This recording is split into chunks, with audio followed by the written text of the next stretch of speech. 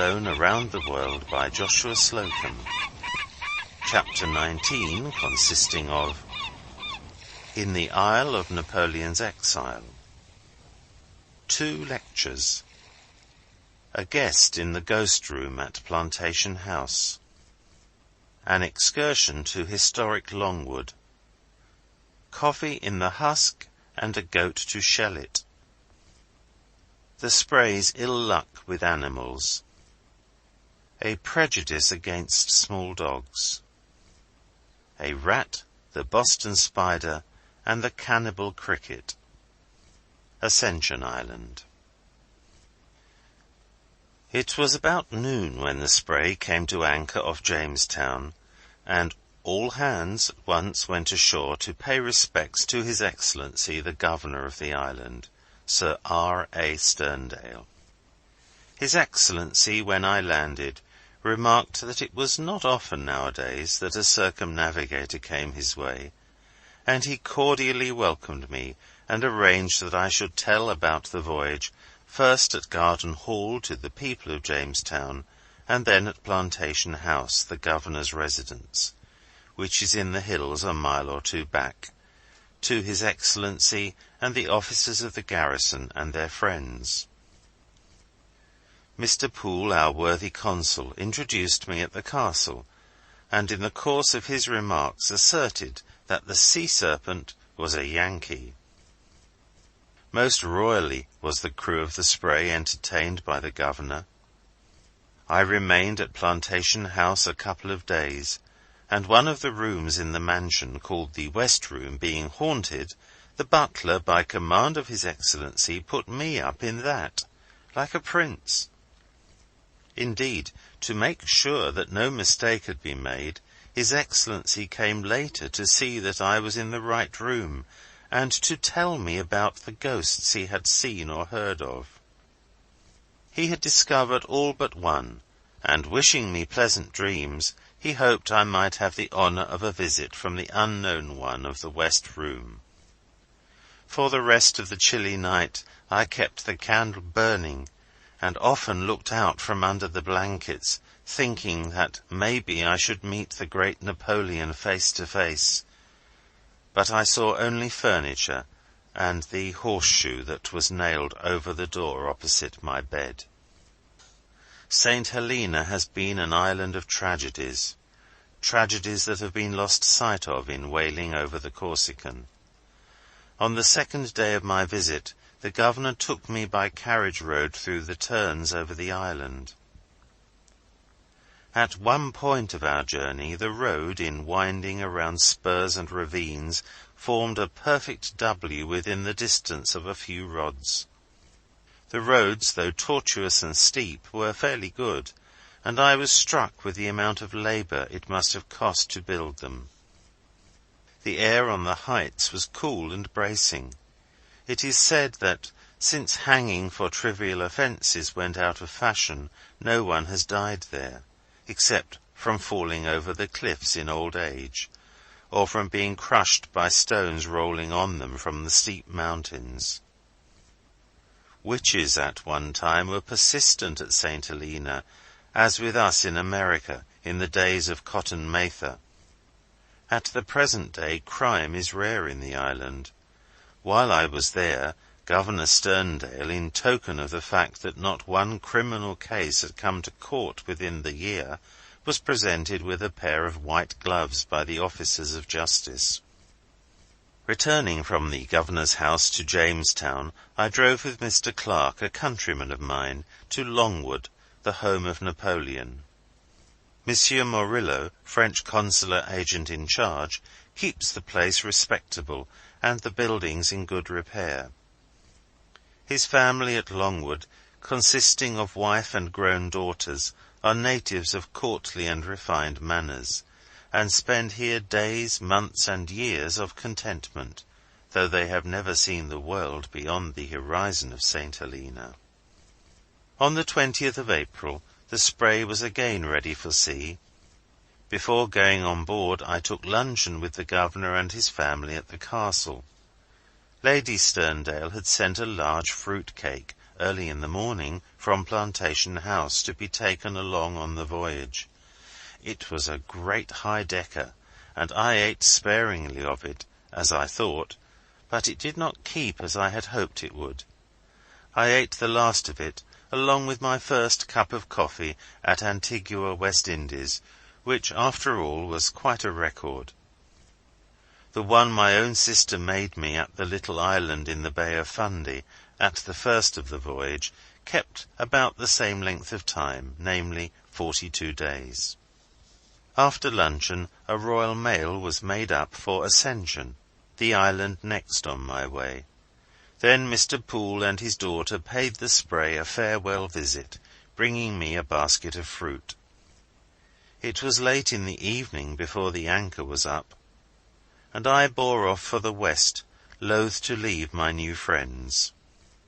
But fresh winds filled the sloop's sails once more, and I watched the beacon light at Plantation House, the governor's parting signal for the Spray, till the island faded in the darkness astern, and became one with the night, and by midnight the light itself had disappeared below the horizon. When morning came there was no land in sight, but the day went on the same as days before, save for one small incident. Governor Sterndale had given me a bag of coffee in the husk, and Clark, the American, in an evil moment, had put a goat on board, to butt the sack and hustle the coffee beans out of the pods. He urged that the animal, besides being useful, would be as companionable as a dog. I soon found that my sailing companion, this sort of dog with horns, had to be tied up entirely. The mistake I made was that I did not chain him to the mast instead of tying him with grass ropes less securely, and this I learned to my cost. Except for the first day, before the beast got his sea legs on, I had no peace of mind.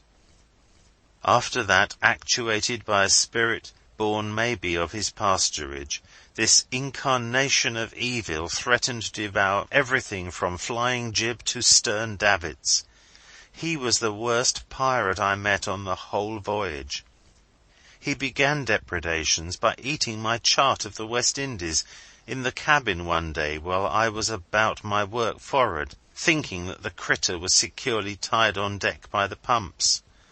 Alas, there was not a rope in the sloop proof against that goat's awful teeth. It was clear from the very first that I was having no luck with animals on board. There was the tree crab from the Keeling Islands. No sooner had it got a claw through its prison box than my sea jacket hanging within reach was torn to ribbons. Encouraged by this success, it smashed the box open and escaped into my cabin, tearing up things generally, and finally threatening my life in the dark. I had hoped to bring the creature home alive, but this did not prove feasible. Now the goat devoured my straw hat, and so when I arrived in port I had nothing to wear ashore on my head. This last unkind stroke decided his fate. On the 27th of April the Spray arrived at Ascension, which was garrisoned by a man-of-war crew, and the boatswain of the island came on board. As he stepped out of his boat, the mutinous goat climbed into it, and defied boatswain and crew.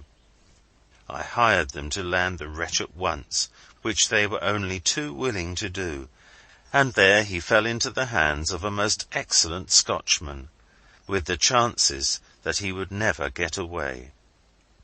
I was destined to sail once more into the depths of solitude, but these experiences had no bad effect upon me.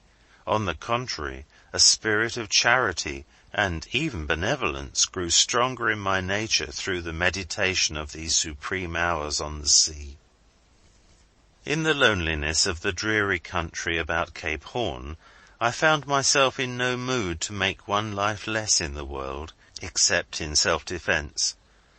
And as I sailed, this trait of the hermit character grew, till the mention of killing food animals was revolting to me. However well I may have enjoyed a chicken stew afterwards at Samoa, a new self rebelled at the thought suggested there of carrying chickens to be slain for my table on the voyage, and Mrs. Stevenson, hearing my protest, agreed with me that to kill the companions of my voyage and eat them would be indeed next to murder and cannibalism. As to pet animals, there was no room for a noble large dog on the Spray on so long a voyage, and a small cur was for many years associated in my mind with hydrophobia. I witnessed once the death of a sterling young German from that dreadful disease, and about the same time heard of the death, also by hydrophobia, of the young gentleman who had just written a line of insurance in his company's books for me. I have seen the whole crew of a ship scamper up the rigging to avoid a dog racing about the decks in a fit. It would never do, I thought, for the crew of the Spray to take a canine risk, and with these just prejudices indelibly stamped on my mind, I have, I am afraid, answered impatiently too often the query, "Why didn't you have a dog?" with, "I and the dog wouldn't have been very long in the same boat in any sense." A cat would have been a harmless animal, I dare say, but there was nothing for Puss to do on board, and she is an unsociable animal at best. True, a rat got into my vessel at the Keeling Cocos Islands, and another at Rodriguez, along with a centipede stowed away in the hold, but one of them I drove out of the ship, and the other I caught. This is how it was. For the first one, with infinite pains, I made a trap, looking to its capture and destruction, but the wily rodent, not to be deluded, took the hint, and got ashore the day the thing was completed. It is, according to tradition, a most reassuring sign to find rats coming to a ship, and I had a mind to abide the knowing one of Rodriguez, but a breach of discipline decided the matter against him. While I slept one night, my ship sailing on, he undertook to walk over me, beginning at the crown of my head, concerning which I am always sensitive. I slept lightly. Before his impertinence had got him even to my nose, I cried "Rat!", had him by the tail, and threw him out of the companionway into the sea. As for the centipede, I was not aware of its presence till the wretched insect, all feet and venom, beginning, like the rat, at my head, wakened me by a sharp bite on the scalp. This also was more than I could tolerate. After a few applications of kerosene, the poisonous bite, painful at first, gave no further inconvenience. From this on, for a time, no living thing disturbed my solitude.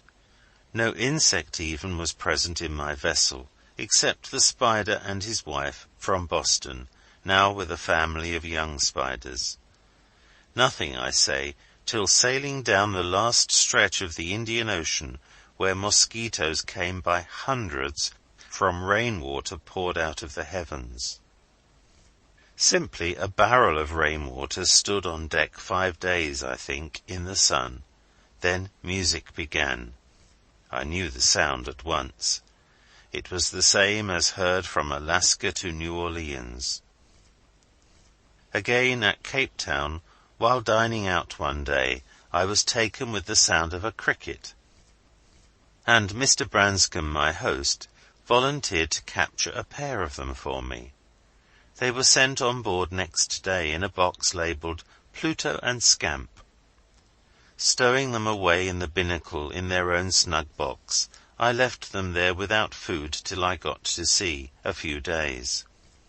I had never heard of a cricket eating anything. It seems that Pluto was a cannibal, for only the wings of poor Scamp were visible when I opened the lid, and they lay broken on the floor of the prison box.